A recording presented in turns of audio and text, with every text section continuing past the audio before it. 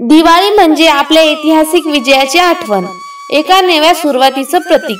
पण तुम्हाला माहित आहे का, दिवाळीचा हा सण नेमका कसा सुरू झाला आणि त्यामागे कोणत्या घटना दडलेल्या आहेत? चला जाणून घेऊया या प्रकाशमय सणामागचा इतिहास। नमस्कार मित्रमैत्रिणींनो, स्वागत आहे आपल्या या हरिप्रिया YouTube चॅनलवर। आज आपण बोलणार आहोत आपल्या सगळ्यांच्या आवडत्या सणाबद्दल, दिवाळीबद्दल। पण फटाके, दिवे आणि मिठाईच्या पलीकडेही जाऊया। चला पाहूया या सणामागचा खरा इतिहास। रामायणातला रामाचा अयोध्येतलं परतणं, कृष्णाने नरकासुराचा केलेला वध आणि राजा विक्रमादित्याच्या राज्याभिषेकाची कथा, या सगळ्या घटनांनी दिवाळीला दिला आहे एक गहिर ऐतिहासिक आणि सांस्कृतिक महत्त्व। तर चला उजळूया आपल्या ज्ञानाचाही दिवा आणि समजून घेऊया दिवाळीचा खरा अर्थ। दीप उत्सवाचे वर्णन प्राचीन ग्रंथात आढळते।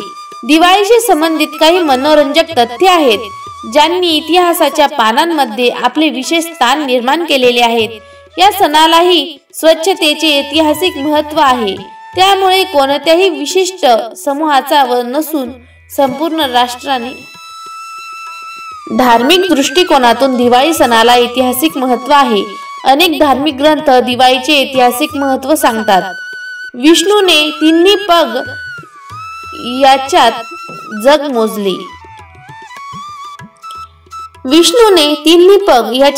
मोजले। राजा बळीच्या दानशूरपणाने प्रभावित होऊन भगवान विष्णूने त्याला पाताळाचे राज्य दिले। तसेच पृथ्वीवरील लोक त्याच्या स्मरणार्थ दरवर्षी दिवाळी म्हणून साजरी करतात, असे आश्वासन आपल्याला दिले जाते। महान आणि उदार राजा बळीने आपल्या स्नायूंच्या सामर्थ्याने तिन्ही जग जिंकले। त्यानंतर बळीला घाबरलेल्या देवतांच्या प्रार्थनेवर भगवान विष्णूंनी वामनाचे रूप धारण केले आणि तेजस्वी व्यक्तीकडून दान म्हणून पृथ्वीची 3 पाऊले मागितली। महान राजा बळीने भगवान विष्णूची धूर्तता समजून घेतल्यानंतरही त्याला निराशा वाटली नाही आणि पृथ्वीची 3 पाऊले दान त्याने देवाला केली। त्रेतायुगात जेव्हा प्रभू राम रावणाचा पराभव करून अयोध्येत परतले, तेव्हा त्या नगरीतल्या लोकांनी दिवे लावून स्वागत केले आणि त्यांच्या आगमनाचा आनंद म्हणून दिवाळी हा सण साजरा केला जातो, असे हिंदू धर्मात मानलेले आहे। सिखांचे 6वे गुरु हरगोविंद यांनी सम्राट जहांगीरच्या कैदेतून मुक्त होऊन कार्तिक अमावस्येच्या दिवशी अमृतसरला परतले होते। दिवाळीच्या 1 दिवस आधी चतुर्थीला कृष्णाने अत्याचारी नरकासुराचा वध केला। या आनंदात अमावस्येच्या दुसऱ्या दिवशी गोकुळवासियांनी दिवे लावून आनंदोत्सव साजरा केला। तेव्हापासून दिवाळी साजरी झाली असे 500 वर्षांपूर्वी मोहेंजोदारो सभ्यतेच्या अवशेषांमध्ये सापडलेल्या मातीच्या मूर्तीनुसार त्यावेळी ही दिवाळी साजरी केली जाते। त्या मूर्तीमध्ये मातृदेवतेच्या दोन्ही बाजूला दिवे जाळले जातात। अमृतसरच्या सुवर्ण मंदिराचे बांधकामही दिवाळीच्या दिवशीच सुरू झाले होते। जैन धर्माचे 24वे तीर्थंकर भगवान महावीर यांनीही दिवाळीच्या दिवशी बिहारमधील पावपुरी येथे देह सोडला। महावीर निर्वाण संवत 2ऱ्या दिवसापासून सुरू होते, त्यामुळे अनेक प्रांतांमध्ये ही नवीन वर्षाची सुरुवातही मानली जाते। अशी ही एक प्रचलित कथा आहे की जेव्हा कृष्णाने दुष्ट राक्षस नरकासुराचा वध केला, तेव्हा ब्रजाच्या लोकांनी दिवे लावून आनंदोत्सव साजरा केला।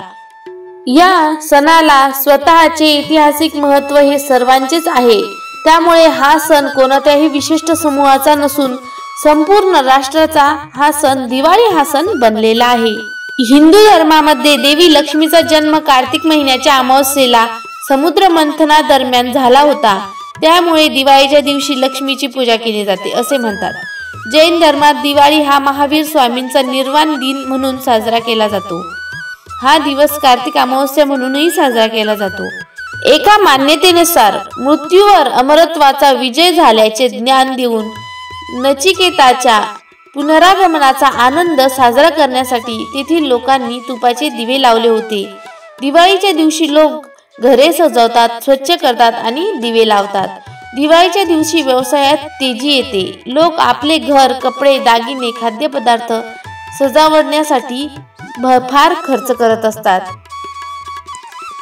तर मित्रमैत्रिणींनो, दिवाळी ही फक्त प्रकाशाची नाही तर धर्म, सत्य आणि विजयाची ही कथा आहे।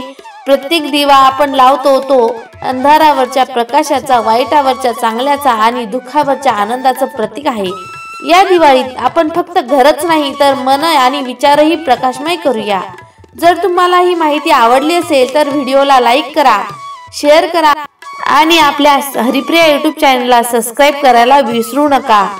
भेटूया दिवाळीच्या आणखीन एका सुंदर परंपरेत।